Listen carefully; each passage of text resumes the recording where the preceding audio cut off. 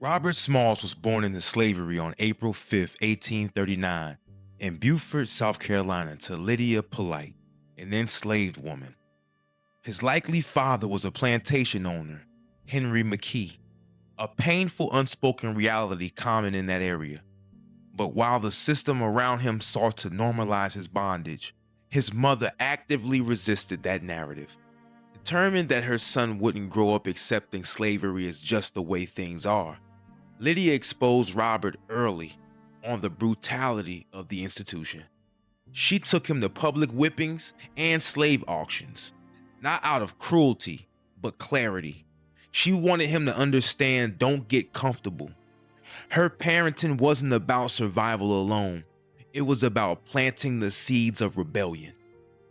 By age 12, Robert was sent to Charleston to work, not for himself, but for the profits of his enslavers. He earned roughly $16 a week and was allowed to keep just $1. A cruel economic joke, like working a full week and getting handed $1 with a pat on the head. Despite this, Robert immersed himself in skilled labor. He became a longshoreman, a rigger, a sailmaker, and eventually a wheelman. Essentially, the pilot of a ship, because the white captains preferred leisure over leadership. In that role, Robert absorbed everything: the currents, harbor routes, Confederate routines, and personalities and weaknesses of the officers. Quietly, skill by skill, Robert was building his future. His training wasn't formal, but it was foundational. A real-time, high-stakes education in navigation, espionage, and survival. He was transforming step by step into something the Confederacy couldn't imagine: a man preparing for freedom. He fell in love with Hannah Jones, a hotel maid and mother of two. They married, and Robert tried to buy her and her children's freedom for $800, an impossible sum for someone essentially unpaid. But in that financial failure, a new force took root. Not just a dream, but a plan. And that's where the heist begins. By the early 1860s, Robert Smalls wasn't just learning anymore. He was plotting. Assigned to the CSS Planter, a Confederate transport ship, he technically served under white officers, but in reality, he and the other black crew members ran the vessel while the officers lounged, bragged about the Confederacy, and drank themselves into irrelevance. All the while, Robert was absorbing everything. He quietly committed to memory the ship's routines, guard shifts, signal routes used at checkpoints, and the harbor's rhythms, where it was busy, where it was quiet, and when the tides made for a stealthy escape.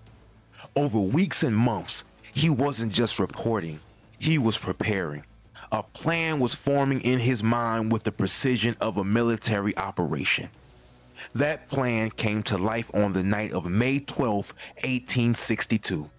The white officers left the ship overnight, unaware they'd handed Robert his opportunity. He and the crew sprang into action.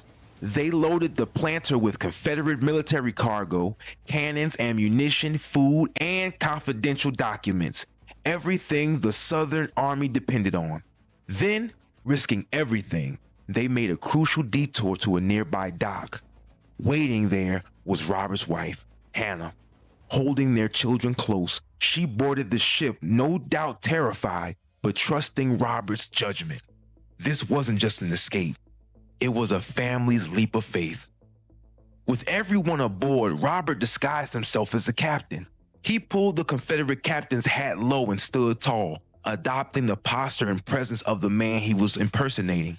With the Confederate flag still flying above the ship, he guided the planter straight toward Fort Sumter, perhaps the most heavily fortified Confederate outpost in the harbor, and ironically, the very place where the Civil War had begun.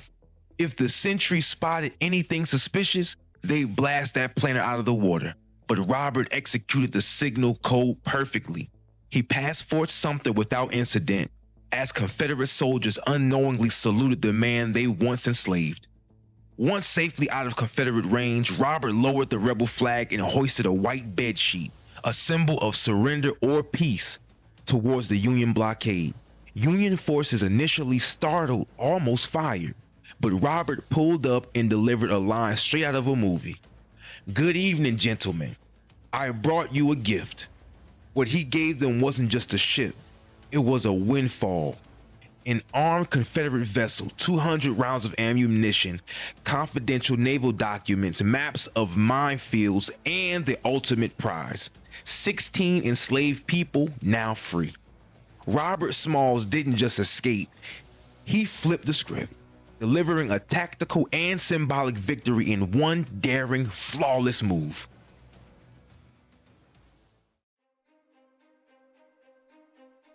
The moment Robert Smalls arrived behind Union lines, everything changed. The Union officers were stunned. Here was a man who didn't just escape slavery. He handed them a fully loaded Confederate gunboat, military intelligence, and symbolic victory wrapped in courage and calculation. Almost overnight, Robert Smalls became a national sensation. Newspapers called him a hero. Union commanders called him a genius. And Black Americans saw him as living proof that skill, intelligence, and bravery could outmatch even the deepest systems of oppression. The Union Navy immediately brought him into their ranks, not just as a pilot, but as a trusted strategist and advisor. He wasn't just helping the Union fight, he was helping them win. Robert served in 17 major military engagements throughout the Civil War, piloting ships under fire, leading reconnaissance missions, and leveraging the very skills he honed in bondage to dismantle the Confederate war machine. Ironically, the same Confederates who once claimed ownership over him were now terrified of him. He had gone from cargo to commander. An unthinkable transformation in their eyes, but for Robert, it was just the beginning. His most poetic victory came when he returned to Beaufort, South Carolina, the very town where he had once been enslaved, but this time he arrived aboard a Union vessel as part of a military campaign to retake that region. It wasn't just a homecoming, it was a reclamation. The boy who had once been dragged through slave auctions and public whippings was now liberating the land of his birth. His life had come full circle, but he wasn't content to just be a symbol. He knew freedom was more than escape. It required service, sacrifice, and structure.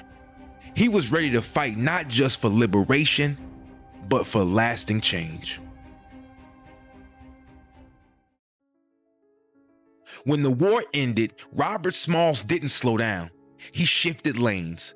With the money he earned from his service in the Union Navy, he returned to Beaufort and made a move so bold, it bordered on myth.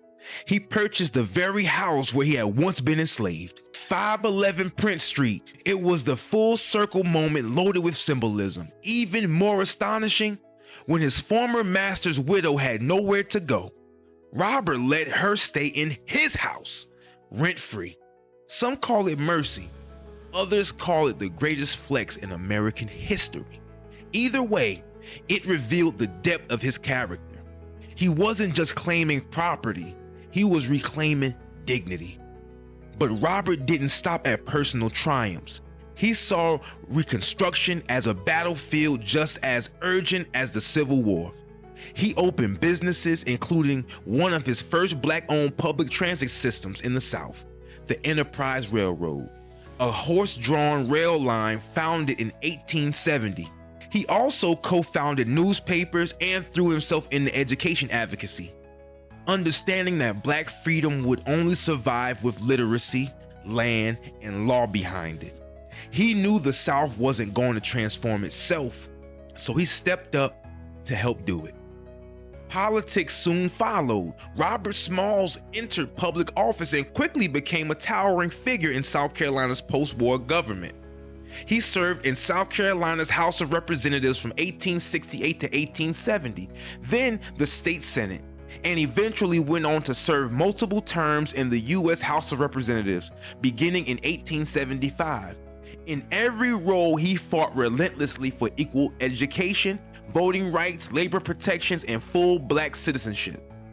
He was unshaken in his conviction that the promises of the Union victory had to be fulfilled, not just written in law, but made real in people's lives. When the backlash came, as it inevitably did, Robert stood his ground.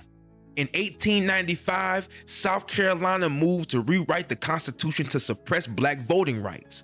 While many retreated and compromised, Smalls publicly fought the changes. He lost that battle, and Jim Crow laws soon swept the state, undoing many of the gains he had worked for. But Robert Smalls never stopped. He understood that freedom wasn't a moment, it was maintenance.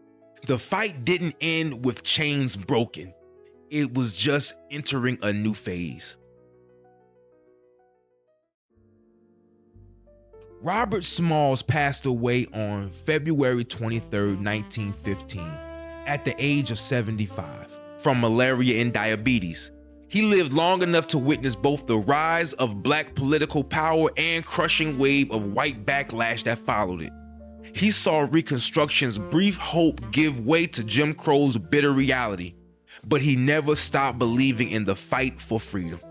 He understood something essential, that liberation wasn't a one-time event, but a constant act of resistance, rebuilding, and reimagining. In the end, his life wasn't just a chapter in history, it was a roadmap to how to bend it. Today, Robert Smalls is remembered as one of the most remarkable figures in American history. His legacy lives on in schools that bear his name, statues erected in his honor, and museum exhibits that tell his story. And in a fitting twist of poetic justice, the state that once enslaved him, South Carolina, officially declared May 13th Robert Smalls Day.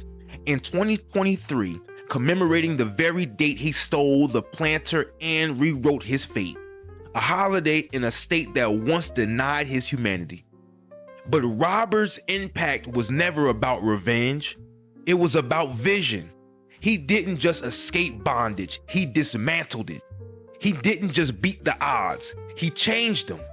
He was a sailor, a strategist, a freedom fighter, a businessman, a congressman, and a father. A man so daring the Confederacy could never imagine him, and so brilliant that even America, flawed and uncertain, couldn't erase him. His story isn't just an inspiration, it's a warning. Because if you leave oppressed people the tools long enough, they won't just break free. They'll build a new future with the pieces. Robert Smalls was proof of that. He didn't just pilot a ship, he piloted revolution. Thank y'all for checking out this episode. Let me know what y'all think about that. And if you like the vibe, go and subscribe. It don't cost nothing for you to hit that button. I'm Murph Almighty. Till next time. Turn it on. Turn it on. Listen up. Welcome to the show. It's Blacklight TV. Current vibes, all the news that you need. In this world changing, keep your soul light. Stay with us, we'll get you through the night. Turn it on.